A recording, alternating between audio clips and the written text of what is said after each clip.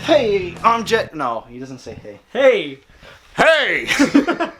Hi, I'm Jet Queso, and today we're gonna roll Bakugan. Yeah. So. Okay, I want my glasses.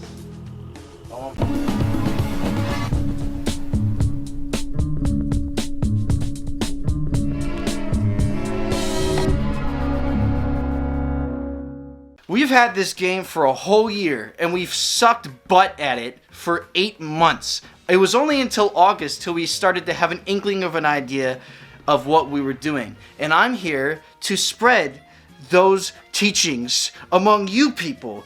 And we're gonna learn how to roll like a pro. Look at this lone core.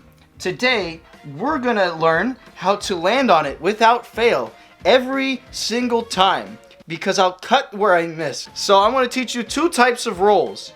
One is the patented Jet Queso roll, and the second is Hunter Surge roll. I'm going to first teach you how to do these tricks, these spins, these rolls, these rigmaroles. Rick and Morty. Without a mat. But if you are seeking to do competitive gameplay, I highly suggest having a mat. We're going to start out with the Jet Queso roll. Now, the thing about this is it is quicker, but it is less accurate.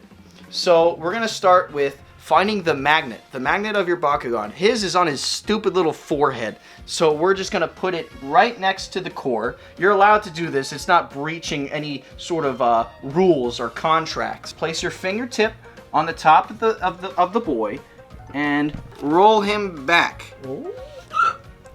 And then, with your palm on the table and the finger firmly on top, the palm is on the table so that your wrist doesn't give way and change the trajectory of the Bakugan. And then you just... Oh! I mean, he jumped out of the way, but you got First try, see? That's the Jet Queso roll. And so, the Hunter Surge without a mat is a little trickier. It's harder because you have to make sure that there's no slipping and sliding with your Bakugan. But basically, it's the same principle. You get your magnet, you put it perpendicular to the magnet or core that you want, and you roll back, pressing firmly onto the table as you roll so that it doesn't slide. You keep rolling it back, and this works because no matter how far you roll it, it will land on the core you need because you're rolling it back to the point where the magnet is facing down. And then you just slide it parallel to where you were so it aligns with your core that way. Your corn. You line it. And and you roll. So that one's a little more accurate. Now, I want to teach you some tricks on the mat. This is where we start getting on high level here. Before we go over the Jet Queso and the Hunter Surge roll on the mat, we're going to go on a tidbit about a mat if you have the matrix on it. If you have all the little core babies on the mat. This is how you can roll quicker than the Jet Queso roll or the Hunter Surge roll, but again, you're trading accuracy for it. Yeah. 1, 2, 3, 4, 5, 6. On the 6th one. Hey, on the 6th one. On the 6th one, it aligns perfectly with 2 rolls because 3 is 1 roll, and you have to be 2 rolls away from a core in order for it to be a legal roll. 3 times 2 is in fact 6. Yes. Now we're going to go over the mat with the Jet Queso roll and the Hunter Surge roll, and you'll see why it's easier. Vroom. Oh, yo, I'm so wickedly awesome. Wow. Whoa. I watched a Spanishforcheese video. I know how to roll. I am now an artificial intelligence. I am computing. I am above this game. King Gumpy boop beep bop. And now I Hunter Surge roll and there's no traction, no slipping and sliding. Oh. I land 100% of the time. I am computer. I am ascended into a higher being. I am now downloaded into the Hive Matrix. Oh. Bullets can't hit me. Neo, Mr. Smith, Roger Craig Smith, voice of Sonic. Oh yeah, he is, isn't he? Yeah.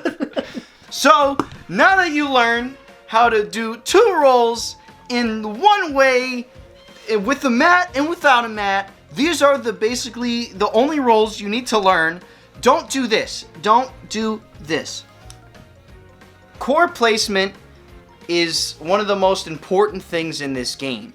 It can make it about a war of attrition. You can steal your opponent's cores as long as you know the placement of the cores and how many are in between, and if it matters in knowing how your Bakugan can roll. For example, see the difference here of this Fire Fist and this Magic Shield. Notice how on a mat there are 2 in between it. It is advantageous for you to keep a core that you want for yourself this distance away from a core that is also on the matrix. Because check this out. Say I aim for this one. I'm gonna aim for the Magic Shield.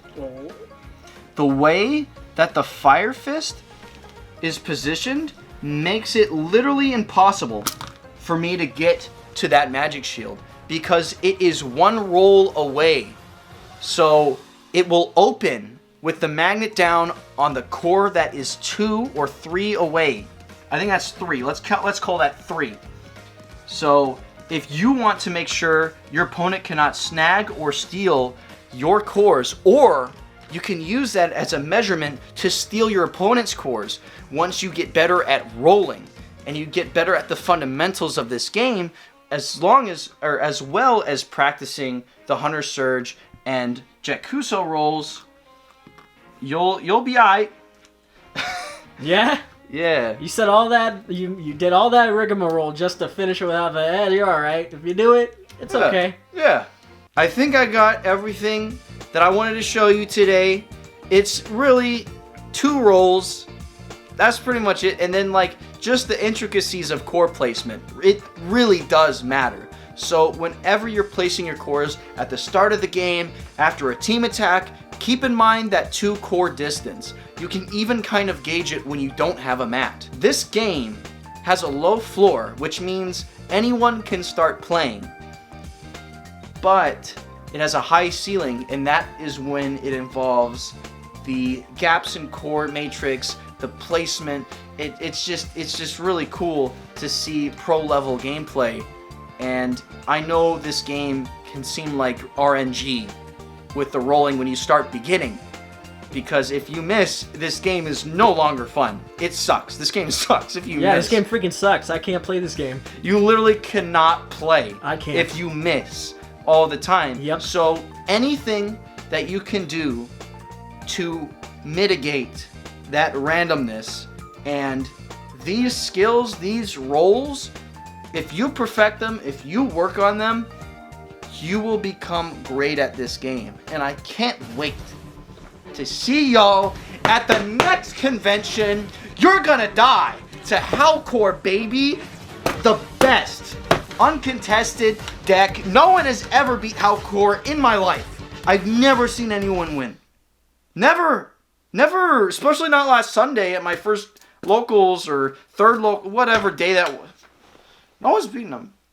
If you like guides like this, subscribe, stay a while, kick off your shoes.